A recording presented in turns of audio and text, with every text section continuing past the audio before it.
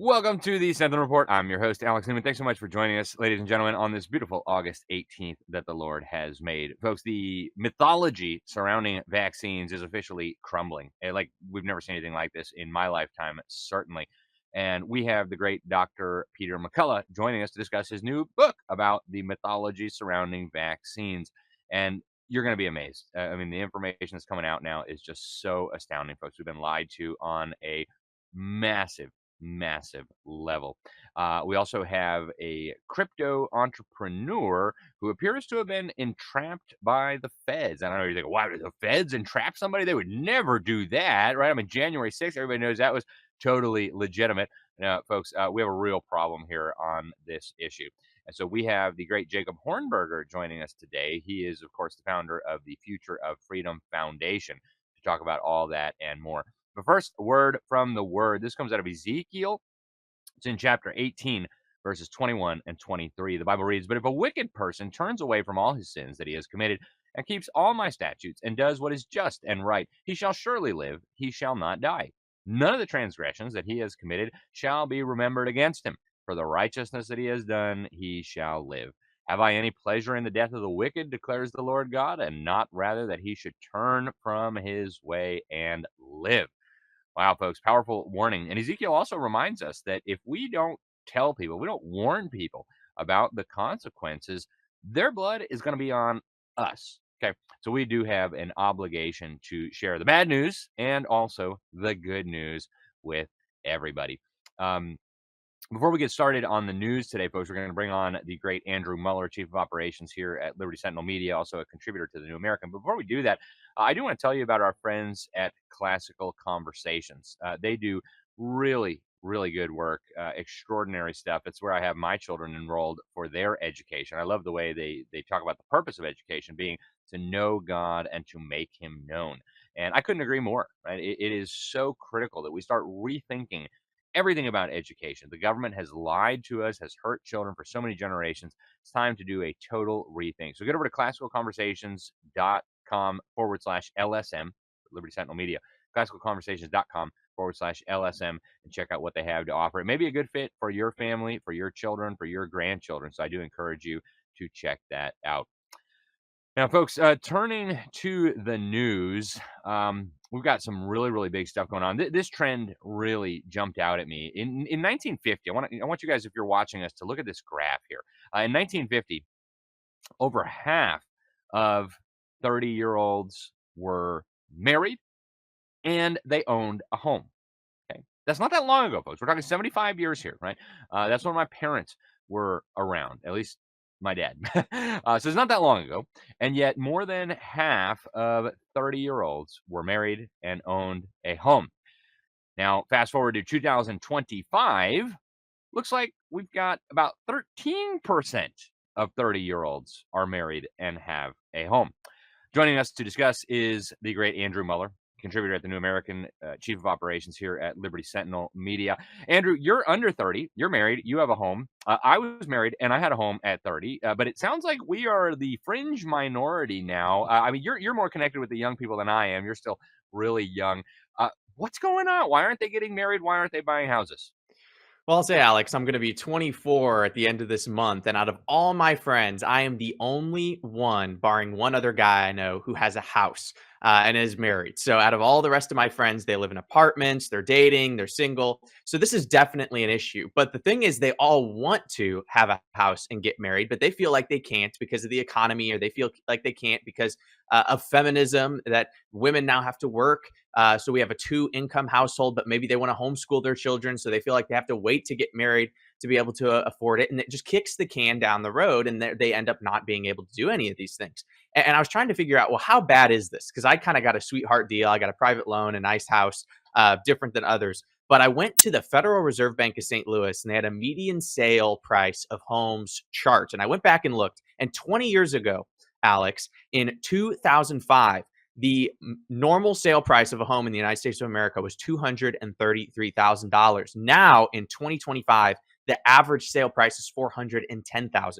You go back to the beginning of the chart, 1963, average sale price of a house was $17,000. So there's obviously a massive, massive problem here. Home sales are going up. I think the solution to this, one, is I think we need to have a societal conversation. Is the whole lie that we've been sold about women having to work to feel empowered, and they have to go and work at Goldman Sachs, or they have to go and work for your local bank or whatever it is that true empowerment for women? Or is true empowerment for women fulfilling their gender role and being married and having kids and being a homemaker? Now, is that for every single woman in the world? And I'm saying they have to do that? No. But we've been sold a lie in this country that success is boss babe wife, boss husband, both of them pulling massive salaries, kids going to public school, and then you going on big vacations, having a nice house, multiple SUVs, etc. I don't think that is what made America great. I think what made America great is husbands working, moms at home, children being educated in the nurture and admonition of the Lord, mom being involved in that, dad being involved in that, and men made more money as a result of this. And also, we need to fix illegal immigration in our country, because immigrants are taking housing spaces and messing up the economy as well. So we need to do all of these things. But I think the number one issue is just getting back to the basics, Alex, of what are gender roles, what should men be doing, what should women be doing, what's the structure of the family by God's design. And as a country, if we get back to that, I think a lot of these economic issues would work out. Yeah, you're so right. There's so many different factors that go into this, but I think you're absolutely right about just the lies we've been fed about family and gender and all that stuff. And then, of course, the Federal Reserve stealing more and more and more and more of our money. It's running on the treadmill. Like you said, the housing prices are going through the roof. Our wages are not keeping up. All of it's by design, folks. And it is leading, by the way, to a cataclysmic decline in human population. Within the next 30 years, we are going to be in an irreversible death spiral if we don't get this under control. And it's even in America. I mean, like 1.6 children per couple now is the norm. It's going to be very, very tough. And that leads us right into news item number 2. Marxists just held a big conference up in Chicago, and they had a panel. I bet they love this data. It says that the traditional family unit should be destroyed. Apparently, it's inherently repressive and racist, and also we should be killing babies in churches. And you probably think we're kidding. We're absolutely not. Check this out. And on that revolutionary horizon, want to perform abortions in a church, but before it's all said and done. The only real difference between marriage and prostitution is the price and the duration of the contract. We can fight for family abolition, we can imagine family abolition, because we have seen Black women do it, because we have seen these indigenous communities do it. But to me it is the institution of marriage can only exist alongside the criminalization of sex workers. Children whose parents are unable to provide either housing, food, or safety are treated as if they have committed a crime. So kids themselves are treated as if they have committed a crime if they're not born into a family that can support them. In addition to abolition of family policing, you argue for abolition of the family in general, and say that the institution of the family acts as part of the carceral system in the way that it reinforces children as property. I think the left is constantly surprised at how few people are ready for revolt, despite the extremely dire conditions that we are in that keep becoming more and more dire every day. Women and children are the most harmed by capital. Yeah, it's so sad. And Andrew, part of me just like my heart breaks for these people because I know they must have had really tough times in childhood, probably had an abusive or missing father. But to call for the abolition of the family just because you had a bad childhood, everybody should have a bad childhood. I mean, it strikes me as incredibly crazy. What say you? Well, I agree completely. And it is sad. And I think we have to recognize, too, that these people who are speaking at these conventions, they are just being the puppets of a greater evil that is at play here. And this is a conspiracy that's been waged against the American people. And as I was looking into this news story, Alex, I was reminded of the 45 Goals of Communism. These were compiled by a gentleman named Cleon Skousen. He wrote a great book called The Naked Communist. I have an original copy here. And he compiled these 45 goals of communism, which were read into the congressional record in 1963. Goals 7 and 8 of those 45 goals break down cultural standards of morality by promoting pornography, obscenity in the media, present homosexuality, degeneracy, and promiscuity as normal, natural, and healthy. And then goal number 16, discredit the family as an institution, encourage promiscuity and easy divorce. And this is what has happened. And this has been a compounding effect over the last few generations. And now you have these poor, young people in these masks speaking at these socialist conferences, advocating literally for these 45 goals. I don't even know if all of them know that's what they're doing, but they have been used by this greater evil, Alex, which is to destroy the family, destroy God's design. And that's ultimately what this is. This isn't just purely a left and right socialist capitalist issue. This is really a good versus evil, really Christ versus Satan issue. And Satan has used these ideologies through the public school system, unfortunately, to deceive so many people into believing these lies that are the exact opposite of what God commanded us to do. So we need to not view these people we just listen talking to as, the enemy, but rather as a mission field for us, and then also focus on the greater agenda that has unfortunately harmed them. Yeah, I couldn't agree with you more, Andrew. As the Apostle Paul tells us in Ephesians, we're not up against flesh and blood, but powers, principalities. These are demonic ideas, and unfortunately, these very, very confused individuals don't realize, I hope, at least the evil that they would unleash on humanity if they were to actually succeed in their crazy goals. And that actually leads us right into the next one. We got this virtual abortion pill business. They call it Aid Access, and its founder, Rebecca Gompertz, and also a guy called Christopher Coop Ryder, all slapped with a wrongful death lawsuit for basically a forced chemical abortion. Killed the child of a Texas woman against her will. The complaint was filed by Texas attorney John Mitchell, and says basically that these people committed felony murder. That's what the lawsuit says, under the Comstock Act, because they were violating federal law by shipping abortion pills around. And what this guy did was he basically poisoned this woman's unborn child so that it died. And we'll see how the lawsuit goes. We'll keep you updated on this, folks, but very, very important development. We're just about to go to break, and we're going to go to Dr. Peter McCullough in a moment. But folks, before we do, I do want to tell you a little bit about our friends and partners over at Victory Nutrition International. This is a great company. I'm literally using multiple products from them every single day. I've got them right here next to me. They're so good. I've got this is actually my personal favorite, the Perform Light.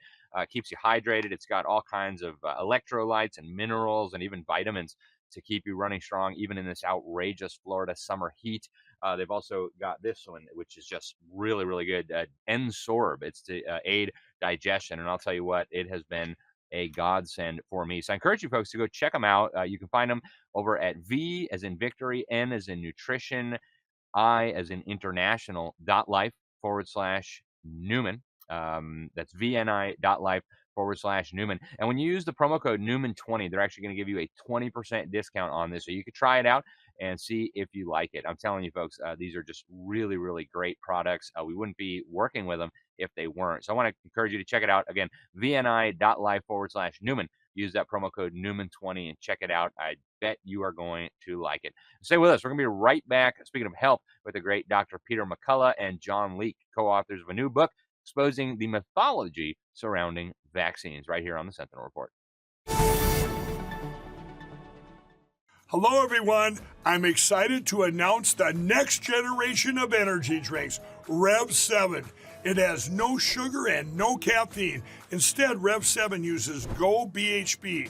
Go BHB is one of the body's primary ketones, and it provides the most efficient and clean fuel that your body needs. It also helps you stay energized all day with no crashes. Not only that, it produces 3 times more brain energy than sugar, which helps boost your memory, focus, and mental sharpness. It also helps reduce stress and helps balance your mood. Rev 7 does all that while being the best tasting energy drink ever. So go to mypillow.com or call the number on your screen. Use your promo code to save 20% today.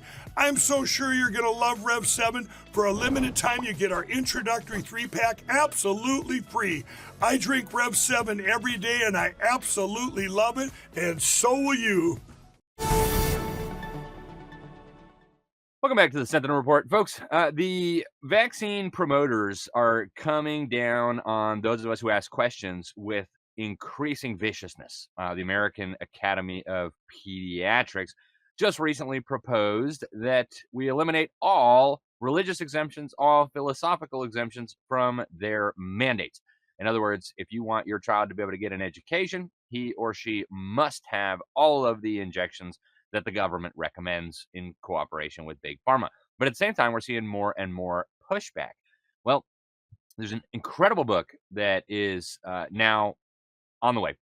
It's called Vaccines, Mythology, Ideology, and Reality. And it is written by one of the greatest medical doctors I know of, Dr. Peter McCullough, who basically staked his life and his reputation and everything on the line to expose some of what was going on during the COVID. Now, of course, he's been fully vindicated. Not enough apologies yet, but they should be forthcoming any moment, I'm sure. And also John Leake, an incredible individual who has lived all over the place. He's been doing a lot of work with Dr. McCullough. He's a writer. He is a thinker. He does the Substack Focal Points and is basically secretary for the McCullough Foundation. So they teamed up and wrote an incredible book. Gentlemen, thank you for joining us today. It's great to have you. Thanks for having us, Alex. Absolutely.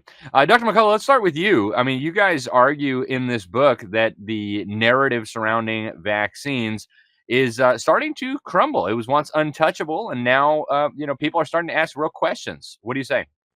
Boy, the capstone on this entire vaccine controversy was the COVID-19 vaccine campaign. And, in our book, we have these various epochs of time. And the epoch that the COVID vaccines have fallen into is called the epoch of bio-warfare or bioweapons. And indeed, that's what's going on. And so, John Leake went back to essentially the very beginning. And, his research and my contributions led us to conclude that what happened with the COVID-19 vaccine was building upon prior history. Yep. And you guys look at that history in this book in a way that I think desperately needed to be done. I stumbled across some of this in 2009 with the swine flu hysteria, but not a lot of people were talking about it. In the book, you actually talk about how a lot of the supposedly incredible achievements that came about from vaccines are actually better attributed to like better sanitation and basic things like that. John, what did you find when you did a deep dive into the history of vaccinations? I mean, how did they get to be this thing that like you can't ask questions and we have to mandate them and that everybody needs liability immunity? I mean, how did we get from original research to where we are today?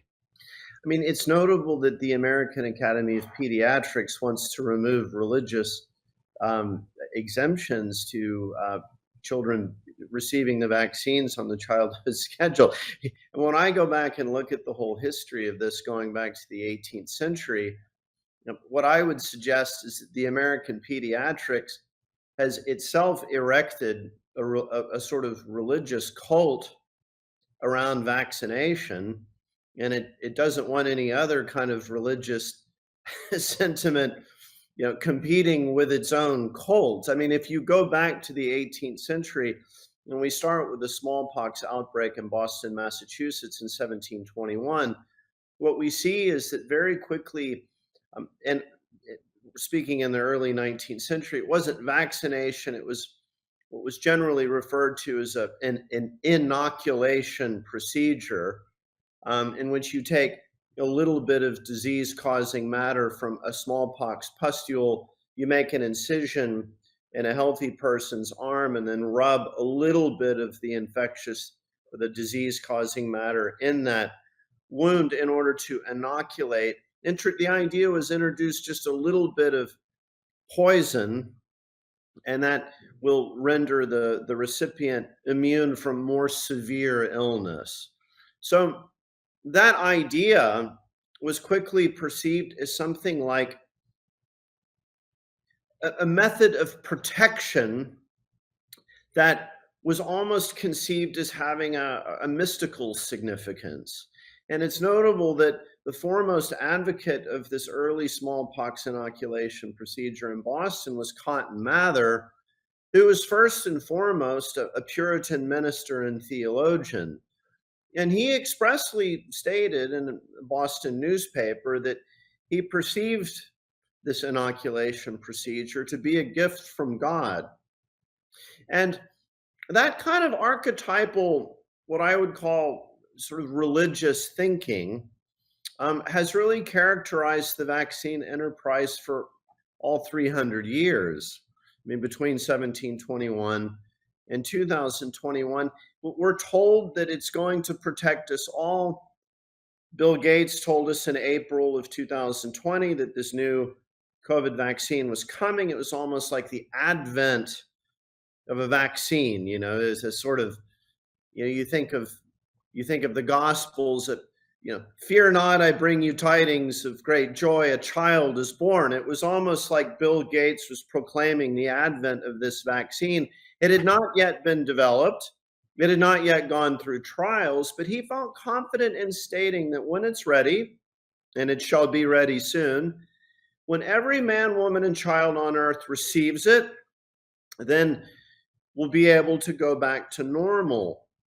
And so this kind of thinking, what we've discovered, it's not really an entirely scientific enterprise.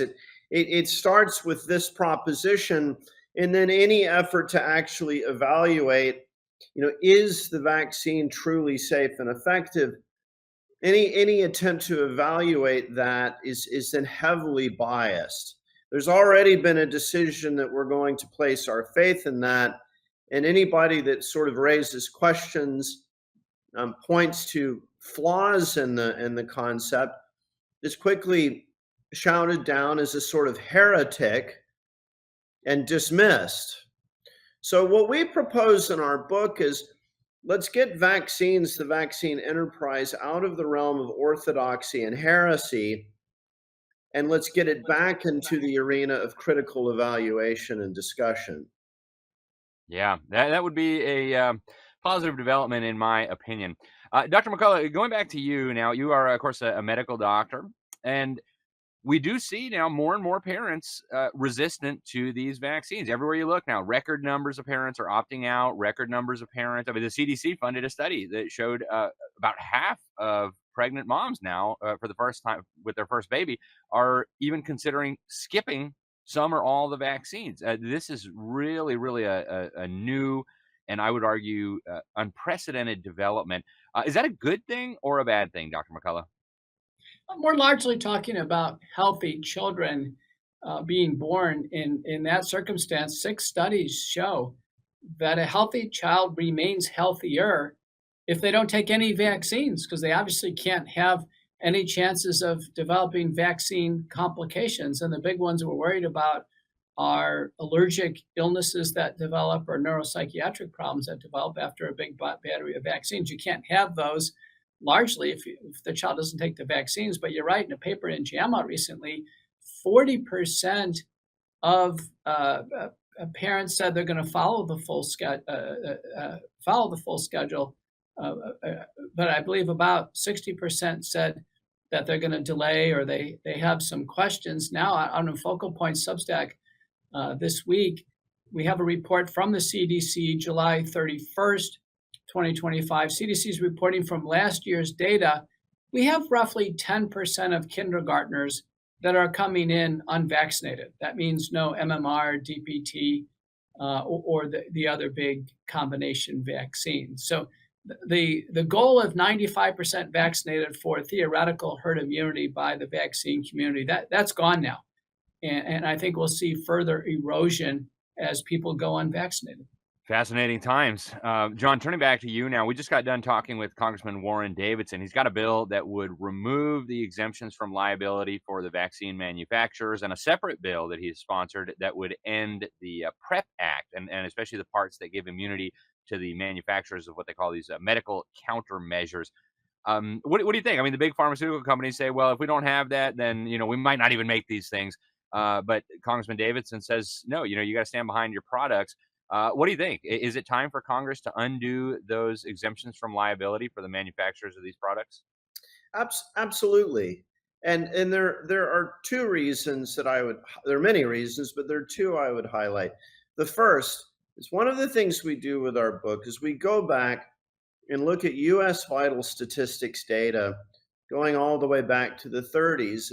Is very carefully compiled U.S. vital statistics data on deaths. How are Americans dying over the years? And what we discovered by looking at that data, and it's not like it requires a big crunch, it's just plainly listed in the data, is that already by the time that you get to the year 1946, so this was 2 full years before the modern mass vaccination schedule was introduced in 1948 with the DPT, combined injection for children, recommended by the American Academy of Pediatrics.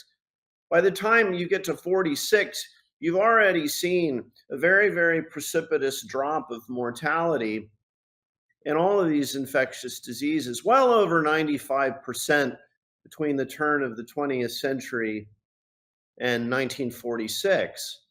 And so the first thing I would point out is that all of this propaganda about, if we stop mass vaccinating, all of the children that go to school in the United States with this schedule, diphtheria, tetanus, pertussis, measles, mumps, rubella, they're all going to come back, and they're all going to be these devourers of little children, and tens of thousands, or up to 30,000 children a year are going to die. The historical data indicates that that is flatly not true. That there were enormous advances in nutrition, sanitation, housing, food hygiene, food storage, that this general elevation of the standards of living had caused dramatic reductions of infectious disease mortality before the modern childhood schedule was introduced. As Dr. McCullough can also talk about, there are enormous advances in medicine, antibiotics, better hospital care, greater accessibility of hospital care for the poor. All of these things have resulted in a state of affairs where parents should realize, if we were to back off on this fanatical hyper-vaccination of children, it's not going to immediately result in this raging dragon coming back and killing thousands of kids. So that's the first thing I would say. The second thing I would say is I would quote the Supreme Court Justice Sotomayor in her dissenting opinion of Brusewitz versus Wyeth, a landmark Supreme Court case in which the question of the constitutionality of the Childhood Vaccine Injury Act of 1986 was examined. The court upheld this blanket liability protection for the vaccine manufacturers. Sotomayor dissented, and in her dissenting opinion, which we quote, she says, liability protection removes any incentive for the vaccine manufacturers to improve the product. Yep. And so for those two reasons, we argue, remove the liability protection, let them work on making their products more safe and effective. Yeah, amen. You'd think that'd be a no-brainer.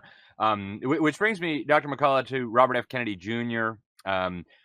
He, of course, is making big changes, it looks like, at the federal level when it comes to vaccine policy. They replaced that whole body that makes these recommendations, put quite a few people that you know and have worked with over the years on there. Are you encouraged by what we're seeing at the federal level when it comes to vaccine safety and vaccine policy?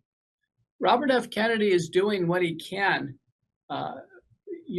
working to try to bring radical transparency and some rationality to the strategy with Health and Human Services. But he's learning, just like with politics, that there is a biomedical deep state, that there are those in federal agencies who are, deeply into vaccine ideology. They truly believe vaccines are for the betterment of humanity. More is even better than less.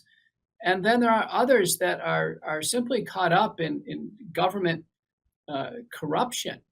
And so when Kennedy announced 22 messenger RNA vaccine programs were being killed, those weren't independent government programs.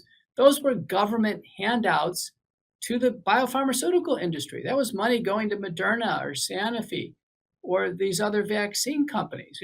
The government needs to get out of the vaccine business altogether. That's just 22 out of probably hundreds of programs across many different agencies. The US government needs to get out of the vaccine business. We're both right now funding development of vaccines and spending money to buy vaccines using our taxpayer dollars. These companies need to make better products, safe and effective, and the products need to stand on their own merit and compete in the marketplace.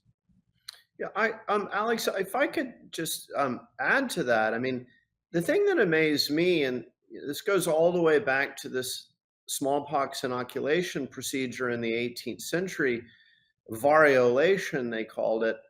Very quickly, licensed medical doctors, even in the colonies in the 18th century, were able to hang out their shingles saying, I'm a variolator. I can do the smallpox inoculation. But the data, I mean, the existing documentation from the time indicates that variolation procedure cost about the entire annual income earnings of the average English colonist at the time. So already at the beginning of this, you have this assertion, this works, it will protect you and your family and your children, come get it. But, it's going to cost you, your annual income in order to do it. And then we come to vaccination with Edward Jenner at the end of the 18th, beginning of the 19th century. Jenner gets a 10,000 pound reward from Parliament for his vaccination procedure. I mean, I think that was the equivalent of about £1 million today. And you very quickly, why am I raising this? You very quickly see how this sort of cult of vaccination is also extremely remunerative. It's like, we'll protect you, but there's going to be vast fortunes that are made in this, and where it becomes as crass as it possibly can be is what Dr. McCullough was just saying. I mean, Stefan Bancel at Moderna is a billionaire. I mean, the company, made a killing during COVID, and we, the taxpayers, are still expected to send hundreds of millions of grant money to Moderna. I mean, let them develop their own immunization products and let them show in a free market that they work. Yeah. It sounds so reasonable, and yet in Washington, it seems almost like heresy, to go back to what you were saying, John. Gentlemen, we're almost out of time here. I do want to encourage people to get a copy of the book. It is available on Amazon. It is a bestseller there. Again, folks, the book is called Vaccines, Mythology, Ideology, and Reality. Some great endorsements from U.S. Senator Ron Johnson, Naomi Wolf, Jeffrey Tucker from the Brownstone Institute, Robert Clancy, Emeritus Professor of Immunology at the University of Newcastle.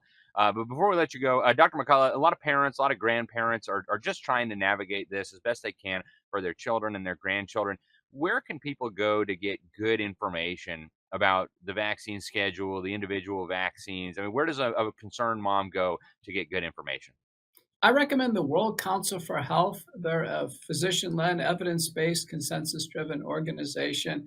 And they do have a piece out on this that's titled Safer to Wait. It's simply, with a healthy child born today, it's safer to wait. There should be no rush for immunization. And I think we need time. Parents need time to do their own research.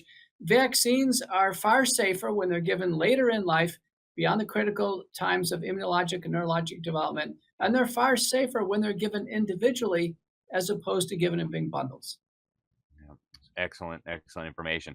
Gentlemen, thank you very much. Again, that book, folks, is published by Children's Health Defense Books. You can get it anywhere good books are sold, including, of course, on Amazon. It's been out since the very end of July. Thank you once again, gentlemen, for joining us. Thank you for writing this really important book, and I hope we can talk to you again soon. Thanks, Alex. Thanks so much. All righty, folks, that is all for this segment, but stay with us. We're going to be right back with more here on the Sentinel Report. In 1776, a nation was born, forged in the crucible of revolution. Brave men and women stood together fighting for freedom, liberty, and the pursuit of happiness. Throughout history, the spirit of patriotism has prevailed. The battles may have changed, but the values remain the same.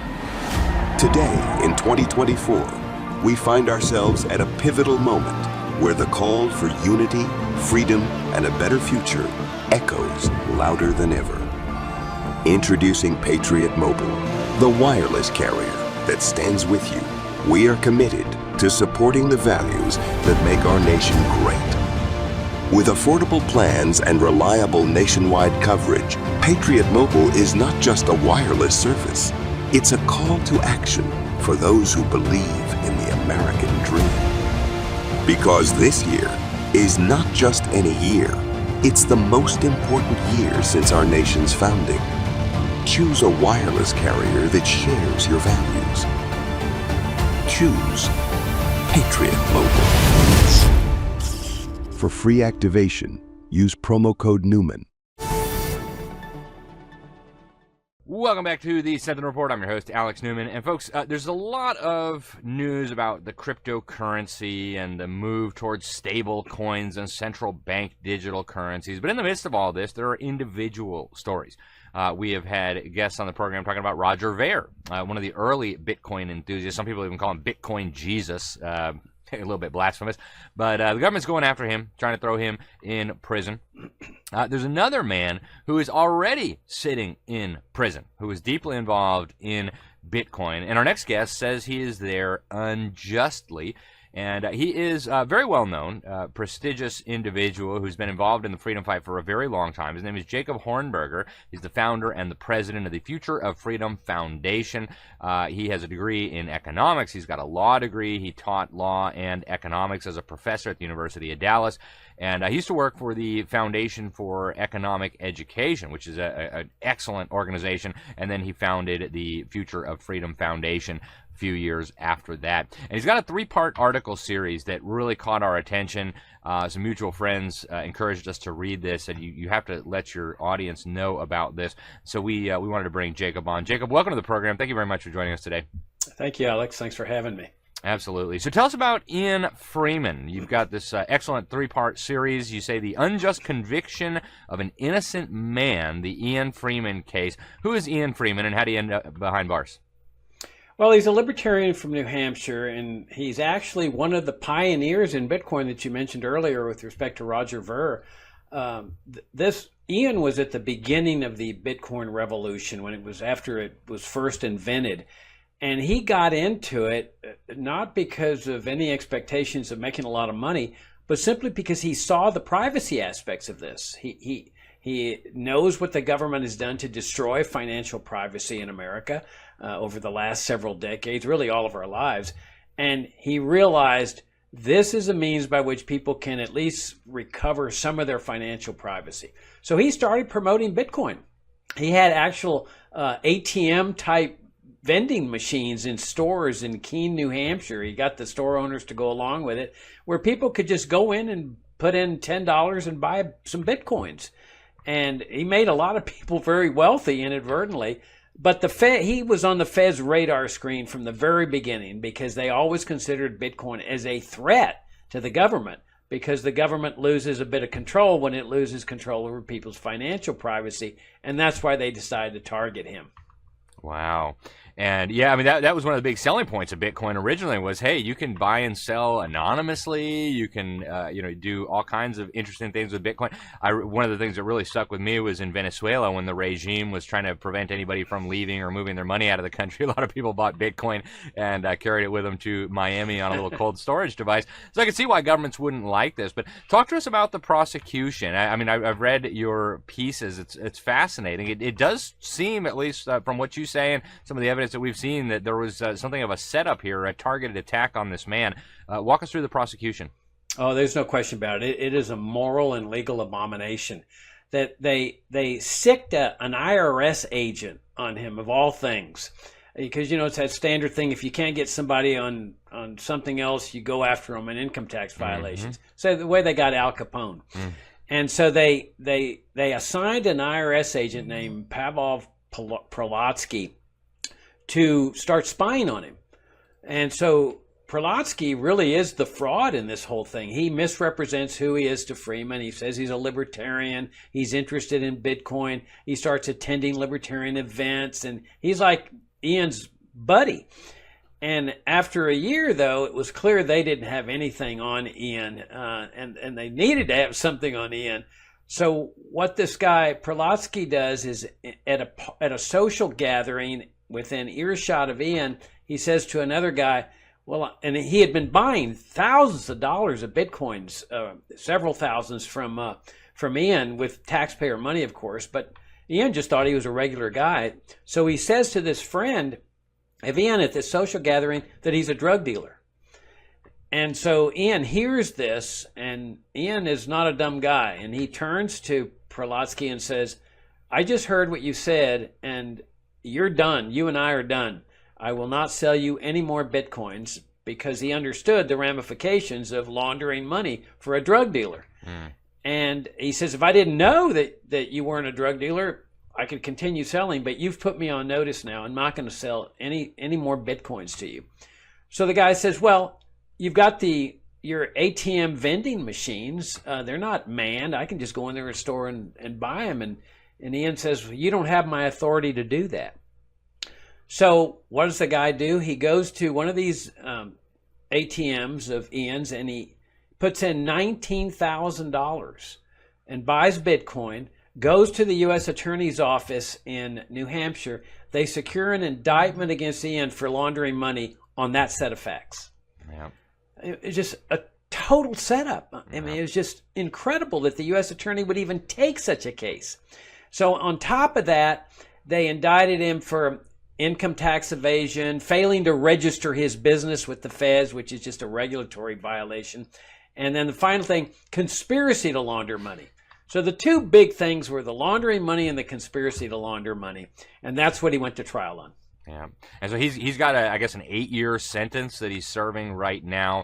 What do you think would be the ideal here? A pardon and an apology plus restitution? Or is there any reasonable way to try to settle this? Well, it's interesting you mentioned restitution. It's horrible what they did to Ian. When they searched his computer, they found a Bitcoin worth $5 million that had just appreciated in value over the time that he was doing this, just inadvertently, like everybody else that became millionaires with Bitcoin. And they confiscated that, and they entered into an agreement with him saying, well, you can choose whether the money's going to go to the government or to these lonely hearts women that got defrauded on the internet by buying your Bitcoins. And so Ian, the good guy that he is, and he is a good guy, says, well, I'd rather it goes to those victims, which is fine, but they put a provision in there that he forfeits it permanently regardless of how his case comes out. Oh, what? Which is horrendous. I mean, if he's declared innocent, he doesn't get his money back. Wow. But in any event, his case is on. He got convicted. Well, let me first say the federal judge, to his credit, threw out the setup charge. Just disregarded that. The jury found him guilty of all 4 groupings of these things. And I contend in my article that he's totally innocent of all 4. The judge found him innocent of that one, and he threw it out, rightly so. And so Ian's appealing the other 3. And there were oral arguments in the case last February, I believe. I attended them along with many of Ian's supporters. So that is pending. They could reverse and remand for a new trial. They could reverse and render and find him innocent. Or they could confirm the judgment, the 8-year sentence. And then from there, Ian's got a right, if they do that, to appeal to the en banc court, all members of that circuit. I think it's the First Circuit, and then appeal to the U.S. Supreme Court, which there is a shot at. As slim as it is with getting Supreme Court to hear cases, it involves Bitcoin. I mean, so it's an unusual case. And then the only other option, if the criminal side doesn't work out, is a pardon or a commutation of sentence from the president. Wow. Jacob, we're almost out of time. I do want to encourage people to check out your organization and your website, the Future of Freedom Foundation. That's at fff.org. Before we let you go, though, what are your thoughts, generally speaking, on this proliferation of cryptocurrency, the government's apparent efforts to hijack it and control it with KYC laws and all the rest of it. Is cryptocurrency a good thing? Is it going to help promote freedom? Is it going to end up being a tool to undermine freedom? What are your views? Well, the government's obviously doing everything it can to control what's going on there. I mean, to a certain extent, I think it still serves as a means of financial privacy for people.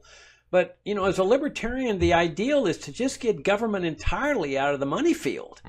Separation of money and the state. Let the free market decide what money is, whether it's Bitcoin or gold or silver or American Express banknotes or whatever. But the whole idea that government should be controlling money, that's what needs to be challenged, along with the drug war, because the drug war is the real basis for all these money laundering offenses. You get rid of the drug war and you get rid of the Federal Reserve and you separate money in the state, you're well on your way to restoring financial privacy in this country, as well on your way to a free society. Yeah, there's a lot of areas that the government is involved in that they probably should not be. Jacob, thank you very much for joining us today. Thank you for sharing your thoughts, and thank you for raising awareness of this case. I hope more people will take a look. I hope more people will share this with others. Your website again, fff.org. Are you on social media? Is there any way people can follow you there? Yeah, Facebook and Twitter and so forth. Okay, very good. Well, Jacob Hornberger, thank you very much for joining us, and I hope we can talk to you soon. Thank you, Alex. Absolutely. All right, folks, that's all for this segment. Stay with us. We'll be right back with more here on the Sentinel Report.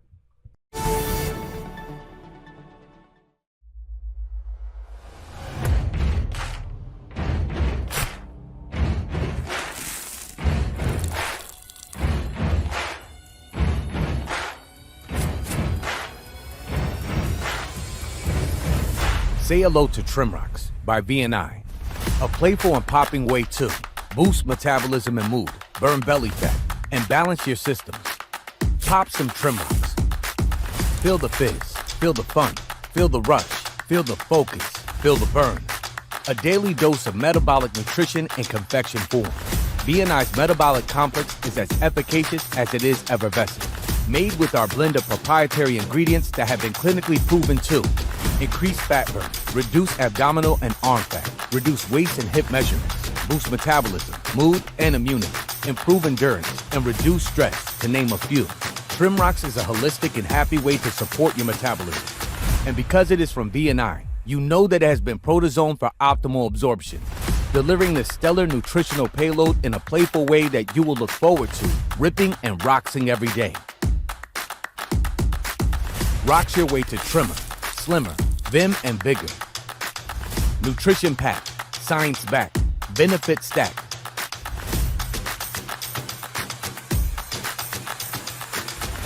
V&I, we will rox you.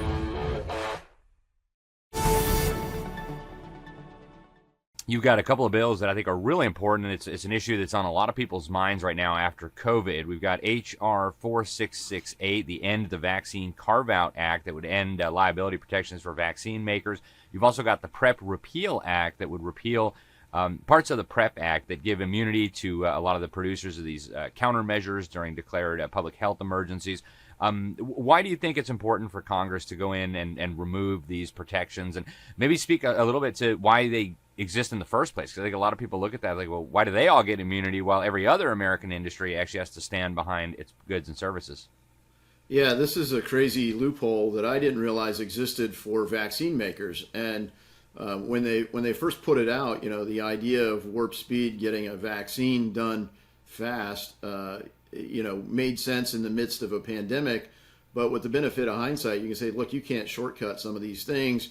And in particular, you know, one of the most abusive things was, it's one thing to develop a product at a faster pace, but the idea that that product was mandated for people and coercively really forced on people, you know, is abhorrent. So I was strongly opposed to that. Nevertheless, it happened in a lot of ways. And people might say, well, you know, the government didn't really ever pass a law. Some people try to deny that it was the case.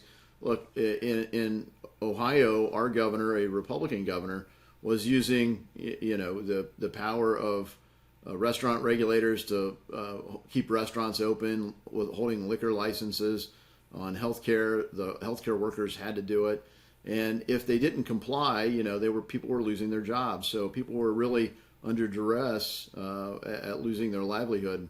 Clearly, at the federal level, Joe Biden attempted to be very coercive, and thankfully, people pushed back and won in court in a lot of cases, and we've changed that. But we still haven't changed the underlying laws. And when you look at the product itself, you see a lot of caution in companies that know they're going to get sued if they do something defective. And the idea that we're going to lift that for a vaccine seems crazy to me. There's so much scrutiny on these at this point, and I'm so happy that President Trump helped facilitate the Make America Healthy Again movement to really just ask honest questions like, well, why is this happening? Shouldn't we be looking into that? And instead we're, looking at, whether cats are more likely to chase rats if they've been on a treadmill and had, whatever done to them. I mean, stupid things. And we're really not addressing fundamental challenges with our healthcare system. So we have to end the liability, and we really have to claw back some of the things that were so badly abused during COVID.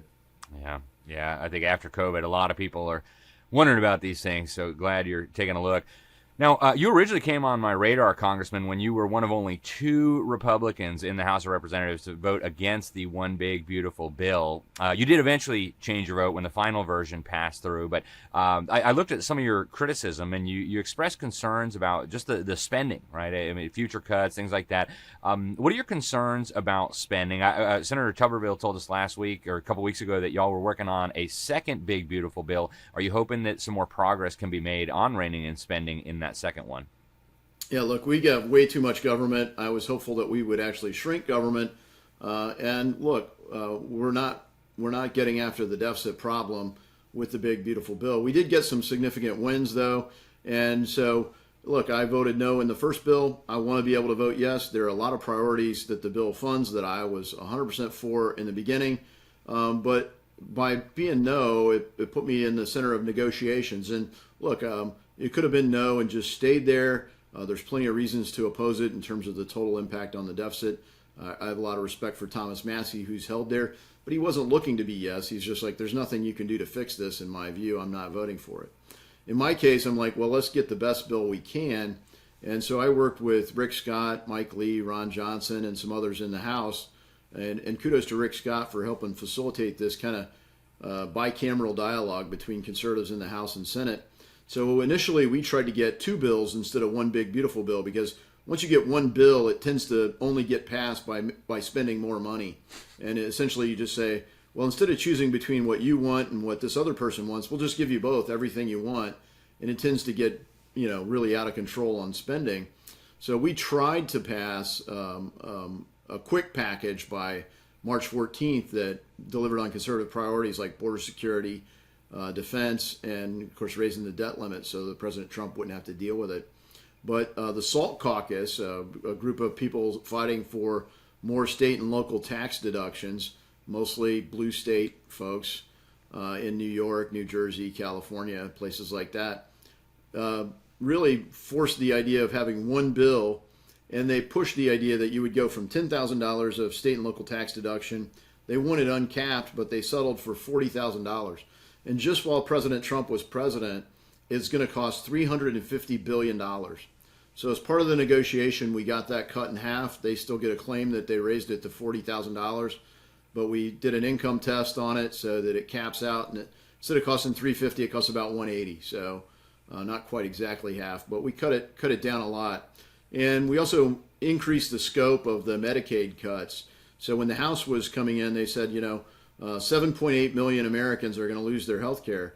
And, we're like, well, let's be clear, illegals aren't Americans. So the people that are losing their health care, illegals who aren't supposed to be on there in the first place, and then able-bodied working age adults that don't have kids at home. So this is the same thing everyone would expect of a friend or family member. If you're able to work at some point, you would get a job. And that initially passed the House, but it didn't kick into like 2029. So the Senate made all those things better. And I think the other big win that we got is killing the AI provision. This is a poorly thought out kind of surveillance expansion, kind of bolt onto the Patriot Act, and we haven't fundamentally dealt with the privacy issue. This should be standalone legislation, not some add-on to a big bill. So at the end of the day, I voted for it. I think it's at least a big attractive bill. We should certainly do more to get our out-of-control spending reined in, and we have another chance by September 30th to do just that. So on that subject, a lot of the wins that Trump has secured for his base and for the policy priorities are in executive orders. They're in regulations, proposed regulations. And I know he was a little bit frustrated with the first bill that more of, for example, on the climate change, the environmental stuff, that wasn't in. Do you think you guys are going to be able to get some of those into the next bill that you're talking about in September? Boy, I don't know. I mean, the mindset, look, we had 0 Republicans vote for the Green New Deal when it was disguised as the Inflation Reduction Act, and Democrats pushed it. But we couldn't really radically overhaul it or just kill it when it was in the House or the Senate. So the final version really doesn't ever fully end the Green New Deal. And the only thing you really have to do to start getting the subsidies is spend 5% of what you say the total project cost is. And you could do it by just buying some solar panels and putting them in a warehouse somewhere. So this is a terrible provision. It should go away. And you'll see, though, the what's the level of will to cut spending. We had a trouble as Republicans agreeing to turn off funding for NPR, National Public Radio, which basically 60 out of 60 on their editorial staff are Democrats. They're always working against what we're trying to do. And they don't need an extra messenger from the left to be able to get the truth out. Their tagline says they're fact-based journalism. And it's like, well, we're going to select some facts and we're going to spin it as much as we can. What a terrible thing.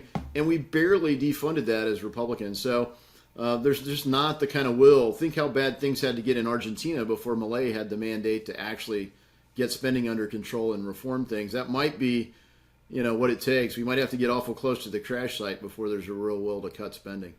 Yeah, I want to ask you about the Trump Derangement Syndrome Research Act as well, but picking up on what you just said, are you optimistic that we'll be able to get this situation with the spending and the debt and all this under control before a crisis like what you just described comes upon us? Well, look, one of the most dishonest things about the score, whether it's the CBO score or any of the other models, they assume that in a 10-year model that will follow current law. Under current law, if Social Security reaches a point where it's not working right on the withholdings that are specifically marked for Social Security, if Medicare doesn't stay actuarially sound, you're supposed to cut it by 19 to 23%. So the models all assume that Congress really would cut Social Security and Medicare by 19 to 23% starting in 2033, 2034, 2035. Well, we're obviously not going to do that. I mean, we would barely cut NPR, let alone cut Social Security. So that's not going to happen. So it was very dishonest to put it into the score and say, oh, there's no, this goes in the right direction, because it's a huge amount of money. But I don't know that. I mean, probably if I were forecasting in the 2032 presidential election, no one will talk about cutting anything. They'll say we're going to go full speed ahead. And then when 2033 comes, they'll go, wow, now what are we going to do? I mean, some poor schmuck's going to run for president in 2032 and then get stuck with this problem, because there just seems like President Trump has learned, like, you don't touch Social Security. Like, I wish it was different. You don't touch Social Security. You don't touch Medicare. Even Medicaid, the only thing he was willing to talk about is fraud, waste, and abuse. And thankfully, he also considers it fraud, waste, and abuse when you have, able-bodied people not contributing, or when you have non-citizens who aren't even supposed to be in our country getting Medicaid. So we were able to get some reforms, but not enough to really bend the curve. Our deficits are like 7% of GDP. For reference, Malay's were only 6% of GDP, and he had a massive mandate to change course. Yeah. That's all we have for you today, folks. Thank you so much for tuning in to the Sentinel Report. We really appreciate your support. We appreciate all that you do. We encourage you to get over to our website, libertysentinel.org, libertysentinel.org. Got all kinds of great stuff for you there, including access to our free newsletter. Just put your email in. We'll send you 2 to 3 emails a week with the latest and greatest and most important information to protect yourself, your family, your freedom, your health, and so much more. Thanks again. I'm Alex Newman for the Sentinel Report. Until next time, we appreciate you. God bless you all.